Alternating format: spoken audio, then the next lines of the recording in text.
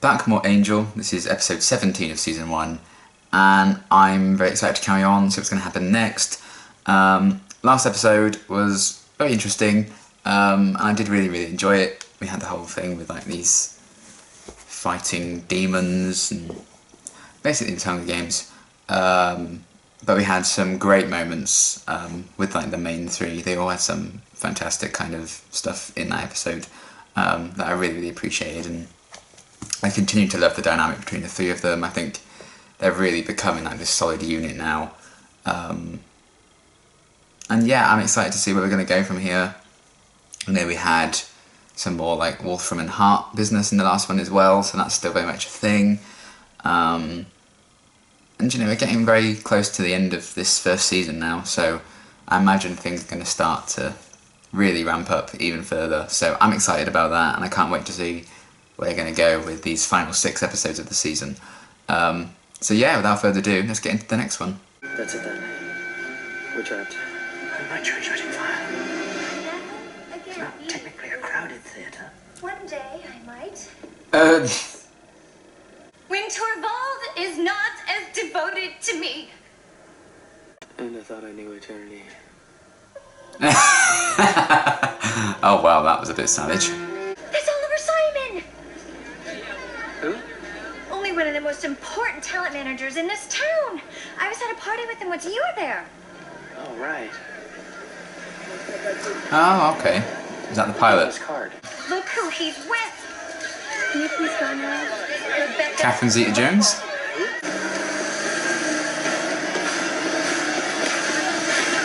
Oh shit! Oh my god. What was she like?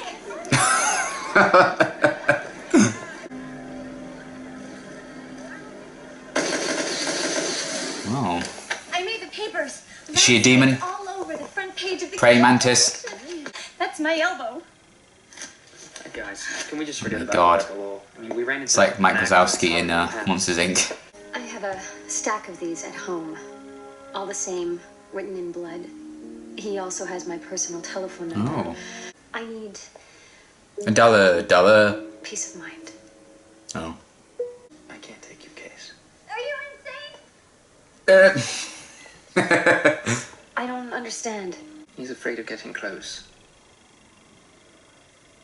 Because of his curse? You'd have to get awfully close to her for that to kick in. In the meantime, you could be helping me. What's the sex thing in my vision? Oh! The sex figure. A woman. It's Rebecca. She's in danger. They know she's not a very good actress. Danger. She's cosplaying as Velma from Scooby-Doo by the looks of it, isn't she?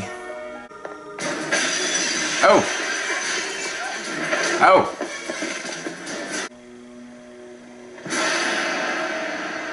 Oh shit, no reflection.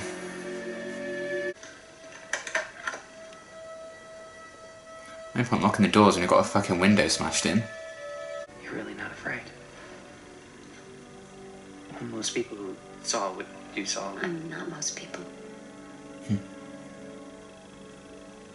I lied to Oliver. I don't really want to be home tonight. Should I go? It's nice that he meets someone who's not afraid of him though. That'd be good for the old self-esteem.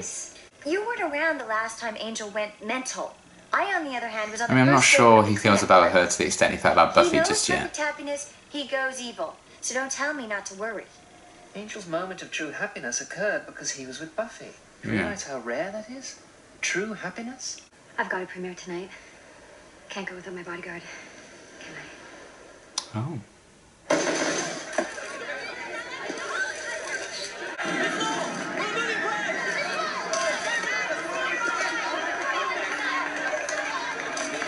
Oh dear. Well. Rebecca. Oh. Whee! Ooh. Damn. Best bodyguard since Kevin Costner. Only you know all that. Oh. I never would have let you get hurt. You must believe that. I mean, thought the publicity she would have got might hit by a car if serious. Angel wasn't there. I did it out of love. She will always be 22. All right, so she'll always be 22. I don't know about you. And we're gonna have to face it, that nobody stays young forever. Vampires do. Is she gonna ask him to turn her? I'm sure you're going to make it really big. Oh. Sorry, I didn't mean to squeal like that in public. This is the most like Anyway, Xander I've ever seen you Cordelia. have a ton of friends. How did he become what he is? Oh, God. You got 8 hours? I've got all day. I won't do that again. Oh. You sure? It's God, okay. I'm It's sorry. okay. It's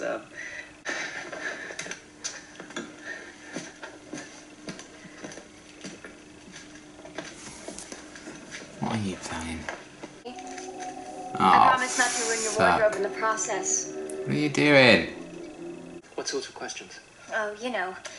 Where does Angel hail from? What's his favorite color? What kind of aftershave he wears? The exact specific details on how someone could make themselves into a vampire. Surely you don't think. What? Oh boy. Cordelia says you've saved the world. A couple times with help. But I almost had it sucked into hell once too. Well, it wasn't exactly you. So good. Don't like the vibe. So warm. When I looked into the mirror and you weren't there, I didn't scream. I didn't run. I understood. No, you weren't afraid. You looked into that mirror and all you saw was yourself. But that's all you ever see, Rebecca, and that's what really frightens you. Ooh. This isn't about the way the studio or the network or your fans see you. Fine. What are you doing? Big decision, Rebecca, eternity. I think you need to taste of what it is you're really asking for. What the fuck?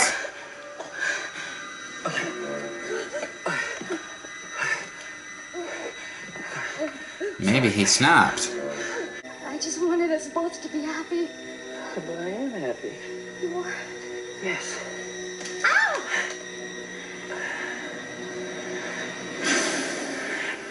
Perfectly happy. You freed me. Ah. Is he Angelus again? This stuff. Wow! Crazy. Oh no. I'm a vampire. Oh my You know, you God. can stand to drop a few pounds. Hey, I'll help you with that. Ooh. Now that I respect. He's so charismatic as Angelus, I can't even be like afraid that he's back. It's kind of easy way of bringing him back, just giving him some drugs. Never really considered that that would be a way of doing it. I suppose drugs would make you think you're truly happy, and maybe it tricks you in that sense. What did you give him? Does it matter? Well, if he's all... Oh yeah! Yeah? Doximol. Still, we might want to leave the premises for a while, just until the effects wear off. Well, are you sure they will? I hope it wears off, yeah. Oh dear. He's got the power. Oh my God. Cordelia? All that you're feeling is just chemical suggestion. Angel? So in that sense, is it technically still Angel? But he's like unwillingly playing a part. I Name's guess. Angelus. Oh shit. I don't wish to resort to drastic measures, but unless you listen to reason, I warn you. You're warning me. They kind of foreshadowed this in a couple of conversations, What I guess, haven't happened, they? About what Wesley would do to kill him and stuff. You don't really have an inferiority complex. You're just simply inferior. Well, that's not very nice. Why don't you just... Line! Of course, a time will come. That was done very well. Corval. I mean, I've been to hell, but that was so much worse. Oh, You had to be there. I hate how much I enjoy him being on screen. So hard. You don't think I wasn't ready for this, do you? That I hadn't prepared for it? Why do you think I have a stake stashed in my desk, a cross in my bag? I think about this happening every single day. Damn. She does joke about it a lot. And the Oscar goes to... So she's good when it matters. Fuck.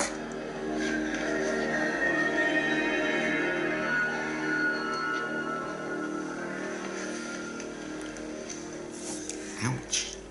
She won't be keeping you on retainer as her bodyguard. I think it was the trying to murder her that lost you the gig. That's fair. The drugs couldn't be helped. Oh. Things were said. It's true, but I think it best if we simply put it behind us. Move on. Thank you. That's a very big thing of him to do, I think. You walk a fine line, Angel. I don't envy you. Neither do I. Can't be easy. But I really didn't mean it. Yes, you did. And I'd appreciate it if you didn't try to weasel out of it. Oh. It's kind of sad. Jealous may not be. I'm too big of a person to let something so petty get in the way of our friendship. I appreciate that. She never used to be. I love growth. You're not gonna untie me, are you? Never mind. Guys? He's just there for the rest of the season. Pretty good episode. I actually quite liked that one quite a bit. I will start with the opening scene, I think. I like how they kind of set it up to be it's that really dramatic situation that they maybe couldn't escape from. Then it turned out to just be Wesley and Angel watching Cordelia's play. I thought that was a really funny kind of opening sequence. I really liked that a lot. And Angel's line, he's like, I thought I knew eternity. It was really funny. And I always have to give credit to actors and actresses who are very talented, but then have to play characters who aren't good actors and actresses. So to see Charisma Carpenter, who's a very good actress, play a character who isn't a very good actress, I always kind of blows my mind that people are able to like pull that off so well. And I really liked that little sequence at the start. It's a very kind of light-hearted way of opening the episode. And you know, it kind of sowed the seeds for quite a few emotional beats at the end there, in terms of Cordelia kind of facing maybe a harsh truth about her skills as an actress and her future as an actress. And you know, Rebecca had to face a harsh truth about her future as an actress as well. And I like that, you know, there wasn't like a resolution to the story with Rebecca, basically. You know, she removed herself from Angel and everything, but yeah, there's not really any fix about her not being able to get parts anymore because she's getting older, even though I don't think she looks that old at all. But, you know, it is a very cool industry in that sense, and I think so many people are like, the minute you like turn, I don't know, like 30, 40 or something, suddenly you're just like, well, there you go, best before date's gone by, life's over, which, you know, is not the case at all, but it is very true to life that, you know, the older you get, the harder it would be to get parts and stuff, particularly for women, which is obviously why they kind of used Rebecca as the character in this story. And that's, you know, bullshit, but unfortunately that's the way it is. And there still isn't a resolution to that, so I like that, you know, there wasn't really a way for Rebecca to solve that problem. But yeah, I'll get onto that a bit later. But one thing I do want to say about the opening, I liked the play that Cordelia was in, A Doll's House. I mentioned it during the opening titles, so I don't think it's going to make it into the YouTube version. So I'll repeat it here and say that I studied A Doll's House in my second year of college. So I kind of liked what they kind of did there in terms of being a throwback for me. But yeah, I really enjoyed that they used that play in particular with Angel, as in the show, not the character. And to see that Cordelia like playing, I assume she was playing Nora. And you know, spoilers for Doll's House, although it's a very, very old play. But Nora kind of comes to this realisation throughout the play that her marriage isn't what she thought it was. Her husband's not exactly the man she kind of thought. and she kind of leaves her husband and her children behind, and just kind of walks out from this house, and her family, almost kind of in a journey of discovery, I guess. She just wants to like find out who she really is, because a lot of the aspects of her life she thought she knew were, you know, kind of lies. Then it's kind of less ambiguous whether or not she ever comes back or not. It's kind of never really resolved. There is not an ending where she decides to stay, but the canonical ending, and the ending that Henry Gibson wanted most, and what most adaptations use, is the ending where it's very ambiguous about whether or not she ever comes back. So I like that they kind of had that going on, because, you know, it kind of ends with this woman leaving to find herself, go somewhere else to like find who she is and work out exactly what her place in the world is now.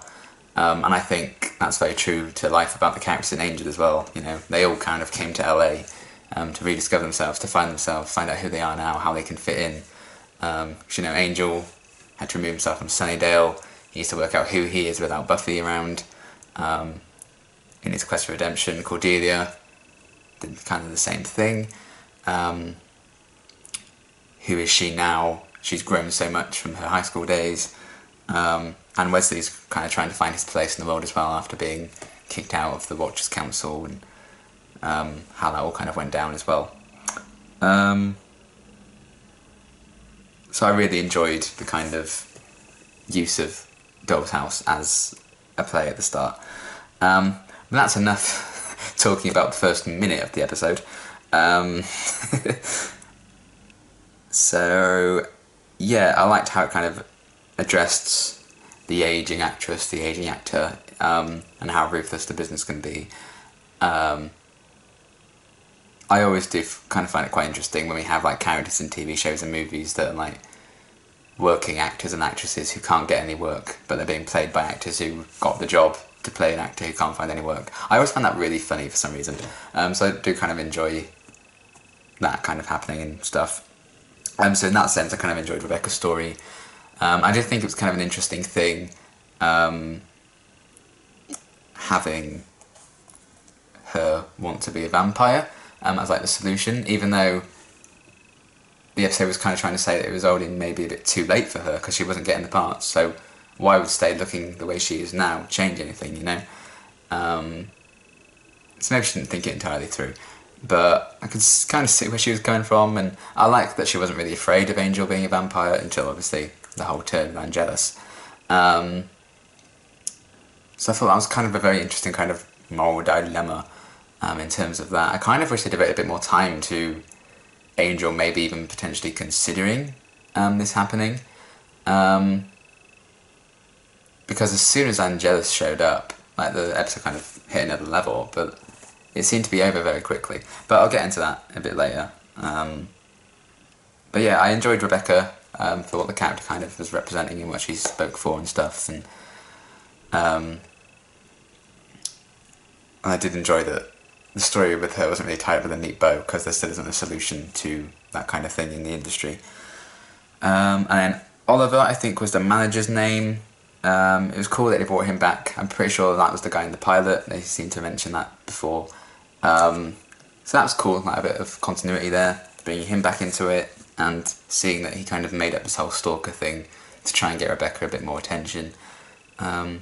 Even though I'm sure she absolutely would have been hit by that cut at the start.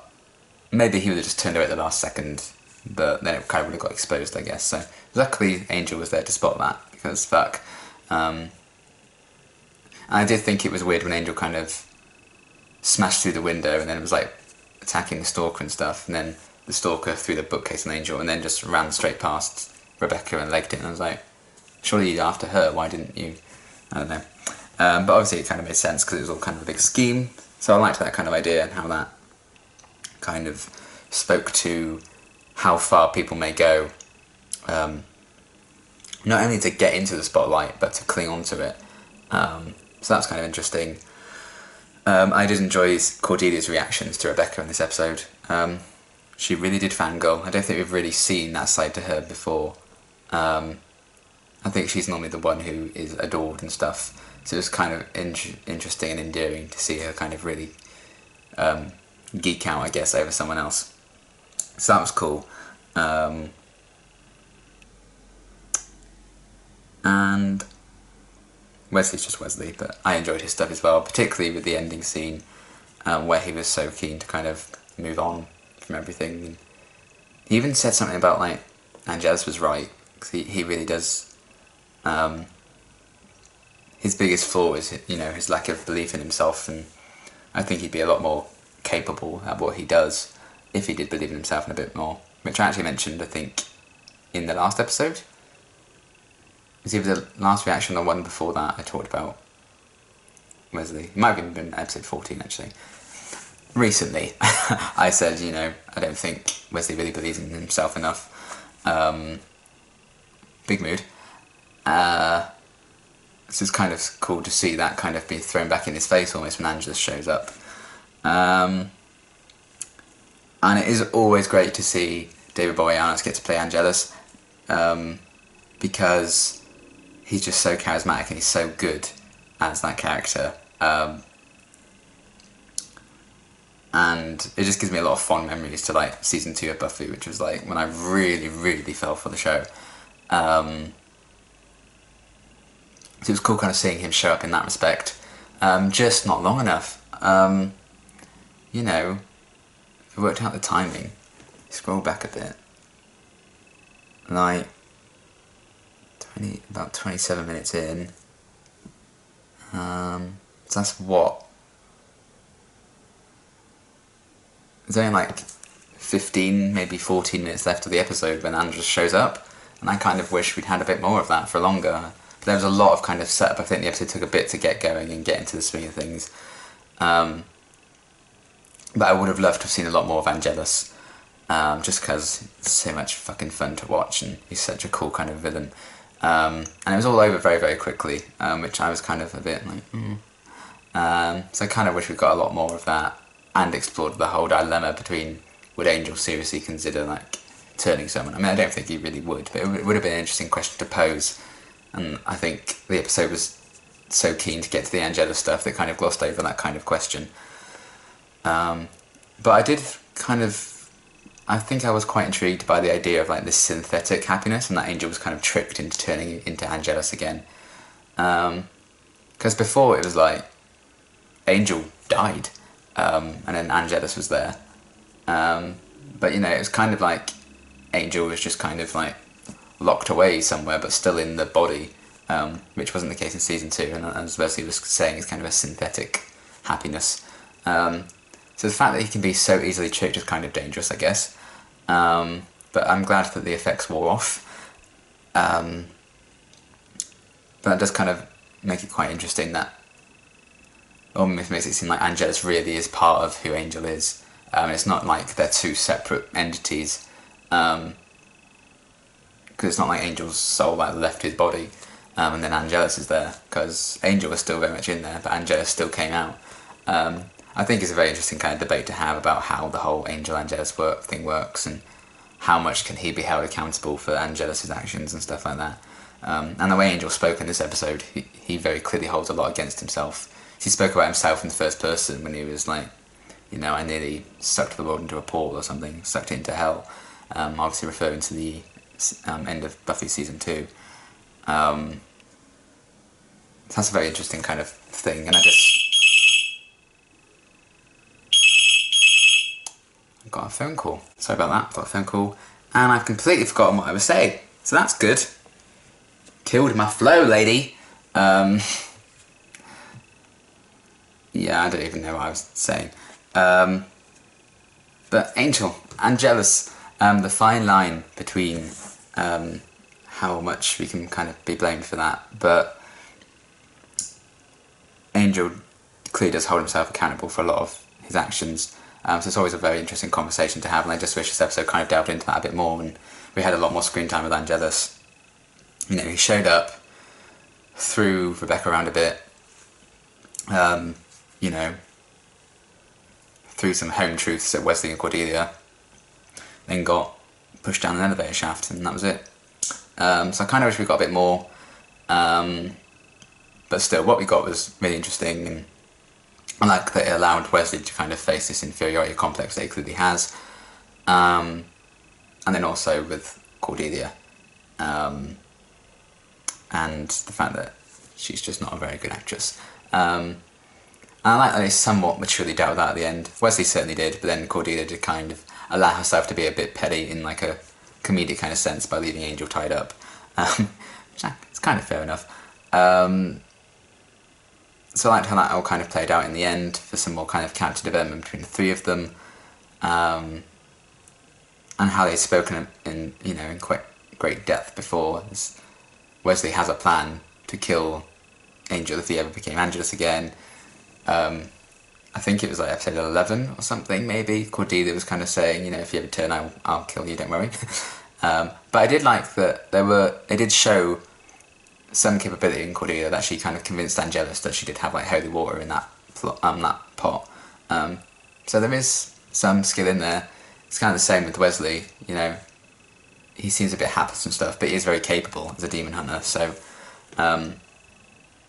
it's cool to kind of see that there is some talent in there with Cordelia. There is some hope, maybe one day.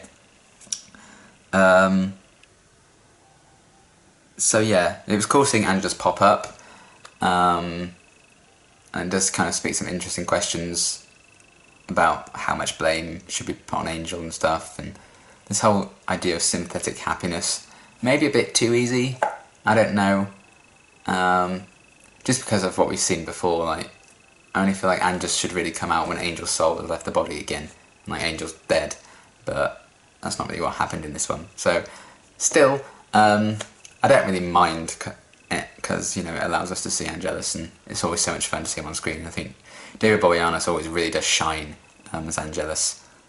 But luckily, I've really started to find Angel just as interesting as Angelus now, which wasn't the case really when Angel was on when he was on Buffy.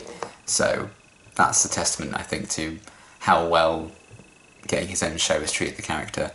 But I always just find it so sad when you think like Angel can never truly be happy. So if he ever is truly happy, he becomes Angelus, and Angel's kind of dead. So he's not even like around to feel that true happiness, even if that body is feeling it. So I think that's really sad, a very sad truth. But luckily, he has some very good friends around him. But yeah, a pretty good episode overall. I actually really enjoyed it. I just wish we kind of got a bit more of Angelus, really. If that's what this episode was going for, and clearly that's what it built up towards, I kind of wish we got that a bit sooner, maybe like halfway through the episode. Just so we had, a bit more of a chance to see Angelus maybe wreak some havoc. It would have been really dark if he'd actually killed Rebecca. I thought that's where they were going with it, but that's not the case. So I think it's kind of hard to follow up and have Angelus come back just for like a one-off episode, and not just a one-off episode, like 15 minutes of a one-off episode. Whereas in Buffy season 2, we kind of had nearly half a season of Angelus for him to kind of be evil and do stuff. So he's not going to have the same impact in just like 15 minutes. But it's still a lot of fun to see him. And I really liked a lot of the character moments we got in this one. I liked what the kind of was speaking to with the use of A Doll's House and Rebecca's storyline. So yeah, overall, pretty solid episode. I really enjoyed it. And I'm looking forward to seeing what's going to happen next as we get into the final 5 episodes of the season. That's crazy. But yeah, really enjoyed this episode. Very good. And I can't wait to see what's going to happen next. But we're leaving Angel for a little bit now, because it's Buffy time. Obviously this is the last kind of Buffyverse reaction in this cycle, so stuff to do with 100 and Once Upon a Time. But then it's going to be 3 episodes of Buffy.